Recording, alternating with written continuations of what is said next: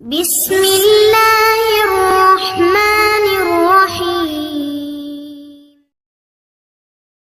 السلام عليكم ورحمة الله تعالى وبركاته. الحمد لله والصلاة والسلام على أشرف رسول الله وعلى آله الفائزين برضا الله. أما بعد. ഏറെ ആദരവും ബഹുമാനവും നിറഞ്ഞ എൻ്റെ ശബ്ദം ശ്രവിക്കുന്ന നല്ലവരായ സഹോദരി സഹോദരന്മാരെ, അല്ലാഹു സുബ്ഹാനഹു വ തആല ഞാൻ പറയുന്നതും നിങ്ങൾ കേൾക്കുന്നതും ഒരു സ്വാലിഹായ സൽക്കർമ്മമാക്കി അല്ലാഹു സ്വീകരിക്കട്ടെ. സഹോദരങ്ങളെ, അല്ലാഹു നമുക്കൊരുപാട് അനുഗ്രഹങ്ങൾ നൽകി. എണ്ണിയാലൊടുങ്ങാത്ത അനുഗ്രഹമാണ് പടച്ചവൻ തൻ്റെ അടിമകൾക്ക് നൽകിയിട്ടുള്ളത്. അനുഗ്രഹങ്ങൾ നൽകിയ റബ്ബ് നമ്മളെ പരീക്ഷിക്കുകയും ചെയ്യാവുന്നതാണ്. നമ്മളെ പരീക്ഷിക്കാനാണ് നമ്മളെ ഇവിടെ പറഞ്ഞയച്ചത് എന്ന് അല്ലാഹു സുബ്ഹാനഹു വ തആല അവൻ്റെ ഖുർആനിലൂടെ പറയുന്നുണ്ട്. അല്ലദീ ഖലഖൽ മൗത വൽ ഹയാത ലിയബ്ലുവക്കും അയ്യുക്കും അഹ്സനു അമല. ജീവിതവും മരണവും അല്ലാഹു സൃഷ്ടിച്ചത് ലിയബ്ലുവക്കും, നിങ്ങളെ പരീക്ഷിക്കാൻ വേണ്ടിയാണ്. എന്തിനാണ് പരീക്ഷിക്കുന്നത്? അയ്യുക്കും അഹ്സനു അമല, നിങ്ങളിൽ ആരാണ് ഏറ്റവും കൂടുതൽ നന്മ ചെയ്യുന്നവർ എന്ന് നോക്കാൻ വേണ്ടിയാണ് എന്ന് അള്ളാഹുവിൻ്റെ ഖുർആനിലൂടെ അള്ളാഹു പറയാൻ. അള്ളാഹു ഏറ്റവും ഇഷ്ടപ്പെട്ട അടിമകളെയാണ് അള്ളാഹു സുബ്ഹാനഹു വ തആല പരീക്ഷിക്കുന്നത്.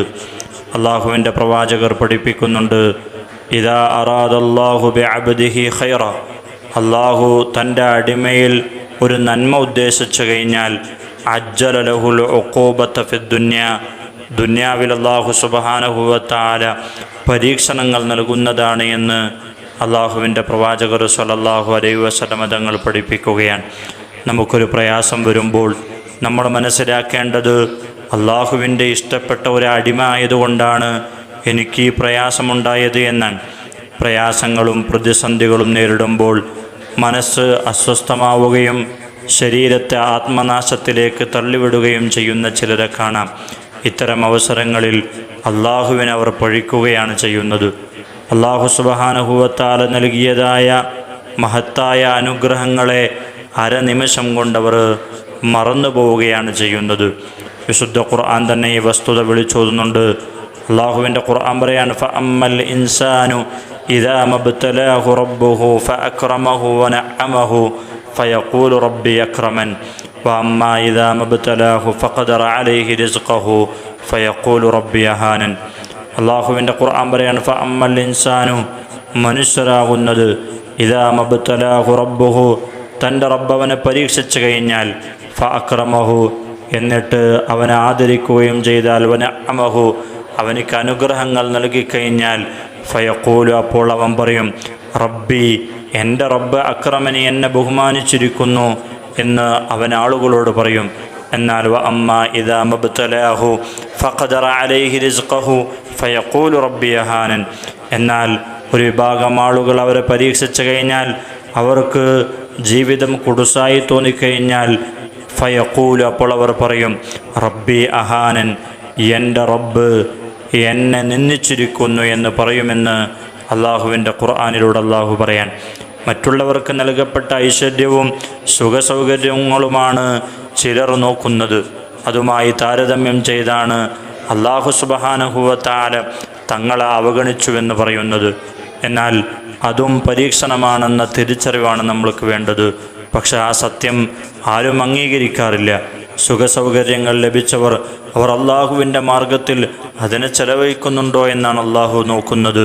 അള്ളാഹുവിൻ്റെ ഖുർആൻ പറയുന്നുണ്ട്, വറഫഅ ബഅദുകും ഫൗഖ ബഅദിൻ ദറജാത്ത്, അള്ളാഹു ചില ആളുകളേക്കാൾ ചില ആളുകൾക്ക് പദവിയും സമ്പത്തും അതേപോലെ അനുഗ്രഹങ്ങളൊക്കെ നൽകിയത് ലിയബ്ലുവക്കും, നിങ്ങളെ പരീക്ഷിക്കാൻ വേണ്ടിയാൻ. ആ സമ്പത്ത് കിട്ടിയപ്പോൾ, ആ പദവി കിട്ടിയപ്പോൾ, ആ അനുഗ്രഹങ്ങൾ കിട്ടിയപ്പോൾ അള്ളാഹുവിനെ മറന്നോ എന്ന് നോക്കാൻ വേണ്ടിയാണ് അള്ളാഹു സുബ്ഹാനഹു വ തആല പദവി നൽകിയത് എന്ന് അള്ളാഹുവിൻ്റെ ഖുർആൻ തന്നെ പറയാൻ. പുതിയ കാലത്തെ സ്ത്രീകൾ വല്ലാതെ മാനസിക വൈകല്യങ്ങൾ പേറുന്നുണ്ട്. ആഗ്രഹവും യാഥാർത്ഥ്യവും പൊരുത്തപ്പെടുന്നില്ലെന്നത് തന്നെയാണ് അവരുടെ കാരണം. മനസ്സിൽ നാളെയെക്കുറിച്ച് വൻ പ്രതീക്ഷകളാണ് അവർ വെച്ചിട്ടുള്ളത്. അഭിലാഷങ്ങളെമ്പാടുമുണ്ട്. ആകാശക്കോട്ടകൾ തന്നെ അവർ കെട്ടുകയാണ് ചെയ്യുന്നത്. ചിലർ നിർമ്മാണം ആഗ്രഹിക്കുന്ന മണിമന്ദിരം, അതേപോലെ തന്നെ പ്രേമഭാജനത്തെക്കുറിച്ചുള്ള നിറം പിടിച്ച ചിന്തകൾ, എന്തെല്ലാം മോഹങ്ങളാണ് ചിലർ കൂട്ടിവെക്കുന്നത്. എന്നാൽ അരനിമിഷം കൊണ്ട് അവ തകർന്നടിയുന്നതാണ് ഇവർക്ക് പലപ്പോഴും കാണാനാവുന്നത്. ആഗ്രഹങ്ങളെ എത്തിപ്പിടിക്കാൻ പലപ്പോഴും അവർക്കാകുന്നില്ല. അങ്ങനെ വരുമ്പോൾ റെയിൽ പാളങ്ങളും വീടിൻ്റെ മച്ചിലെ ഫാനുകളും അവരുടെ ജീവിതം അവസാനിപ്പിക്കുകയാണ് ചെയ്യുന്നത്. തന്നിഷ്ടങ്ങൾക്കൊത്തല്ല വിധിയുടെ സഞ്ചാരമെന്നവർ മനസ്സിലാക്കുന്നില്ല. ഇതാണ് പ്രശ്നങ്ങൾ സൃഷ്ടിക്കുന്നത്. നാശത്തിൻ്റെ പേരിൽ കർഷകനും പരീക്ഷയിൽ തോറ്റതിനാൽ വിദ്യാർത്ഥിയും ആത്മഹത്യക്കൊരുങ്ങുന്നതും മറ്റൊന്നും കൊണ്ടല്ല, നാം ഇച്ഛിക്കുന്നത് ലോകത്ത് നടക്കണമെന്ന നിർബന്ധ ബുദ്ധി കൊണ്ടാണ്. പ്രവാചകന്മാർ ജീവിതത്തിലുടനീളം നിരവധി പ്രയാസങ്ങൾ സഹിച്ചിട്ടുണ്ട്. അതിൻ്റെ 100-1 പോലും നമുക്ക് അനുഭവിക്കേണ്ടി വന്നിട്ടില്ല. അയ്യൂബ് നബി അലൈഹിസ്സലാം, ഇബ്രാഹിം നബി അലൈഹിസ്സലാം, യൂനുസ് നബി അലൈഹിസ്സലാം, അവസാനം അള്ളാഹുവിൻ്റെ പ്രവാചകർ വരെ എത്രയെത്ര പരീക്ഷണങ്ങളെയാണ് നേരിടേണ്ടി വന്നിട്ടുള്ളത്. തൻ്റെ മക്കളിൽ നിന്ന് 6 മക്കളും നബിത്തങ്ങളുണ്ടായിരിക്കെ തന്നെയാണ് വഫാത്തായത്. അള്ളാഹുവിൻ്റെ കടുത്ത പരീക്ഷണങ്ങളിൽ ക്ഷമിക്കുകയും സഹിക്കുകയും ചെയ്തതിനാൽ അവരെല്ലാം വിജയം കൈവരിച്ചു. നമ്മുടെ മാതൃക അവരാണ്. നമ്മൾ ആഗ്രഹിക്കുന്നതല്ല ലോകത്ത് സംഭവിക്കുന്നത് എന്ന ബോധ്യമുണ്ടാകണം.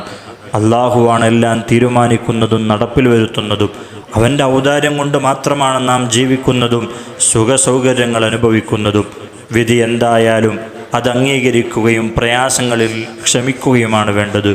ഒരു വിശ്വാസിയെ സംബന്ധിച്ച് ഈ ലോകം പരീക്ഷണങ്ങളുടെ ലോകമാണ്. അള്ളാഹു മുത്തുനബിയോട് പറഞ്ഞിട്ടുണ്ട്, നബിയേ, ഈ ലോകത്ത് ഒരാളെപ്പോലും നാം പരീക്ഷിക്കാതെ വിടില്ല. അല്ലദീന ഇദാ അസ്വാബത്തുഹും മുസീബ ഖാലു ഇന്നാ ലില്ലാഹി വ ഇന്നാ ഇലൈഹി റാജിഊൻ. അങ്ങനെ ഒരാൾക്ക് പരീക്ഷണങ്ങൾ വന്നു കഴിഞ്ഞാൽ ആരൊരാൾ ഇന്നാ ലില്ലാഹി വ ഇന്നാ ഇലൈഹി റാജിഊൻ എന്ന് പറഞ്ഞ് സമാധാനിക്കുന്നുവോ അവർക്കൊരു സന്തോഷ വർത്തമാനം അറിയിച്ചു കൊടുത്തേക്കണം നബിയെ എന്ന് അള്ളാഹുവിൻ്റെ ഖുർആനിലൂടെ അള്ളാഹു പറയാൻ. അതുകൊണ്ട് തന്നെ ചെറിയ പ്രശ്നങ്ങൾ വരുമ്പോഴേക്ക് ആളുകളെ കുറ്റം പറഞ്ഞ് തൻ്റെ പ്രയാസങ്ങൾ ആരും കേൾക്കുന്നില്ല എന്ന അപകർഷതാബോധമുണ്ടാകാൻ പാടില്ല. അള്ളാഹുവിലേക്കെല്ലാം ബരമേൽപ്പിക്കുക. അവൻ നമ്മൾക്ക് സമാധാനം തരുന്നവനും നമ്മൾക്ക് അതിനൊക്കെ കൂലി നൽകുന്നവനുമാണ് എന്ന് അള്ളാഹുവിൻ്റെ പ്രവാചകർ പഠിപ്പിക്കുകയാണ്. ഒരൊറ്റ ഹദീസ് കൂടി പറഞ്ഞുകൊണ്ട് നമുക്ക് ഈ വിഷയം ഇവിടെ നിർത്താം.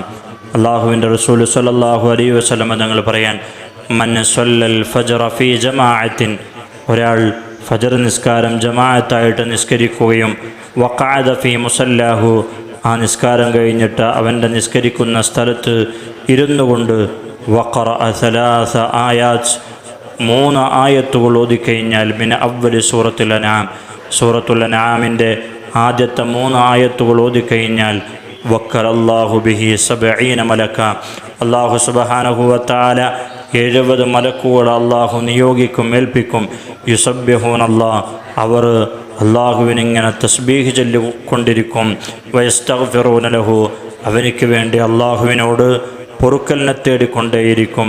ഇലൽ ഖിയാമ, ഖിയാമത്ത് നാൾ വരെ അതങ്ങനെ തുടർന്നുകൊണ്ടേയിരിക്കുമെന്ന് അള്ളാഹുവിൻ്റെ പ്രവാചകർ സ്വല്ലല്ലാഹു അലൈഹി വസല്ലം തങ്ങൾ പഠിപ്പിക്കുകയാണ്. മറ്റൊരു ഹദീസിലുണ്ട്, ഫൈദാ കാന യൗമുൽ ഖിയാമ, ഖിയാമത്ത് നാളായാൽ അദ്ഖലഹുല്ലാഹു, അള്ളാഹു അവനെ പ്രവേശിപ്പിക്കുന്നതാണ്, അൽ ജന്ന, സ്വർഗത്തിൽ പ്രവേശിപ്പിക്കുന്നതാണ്.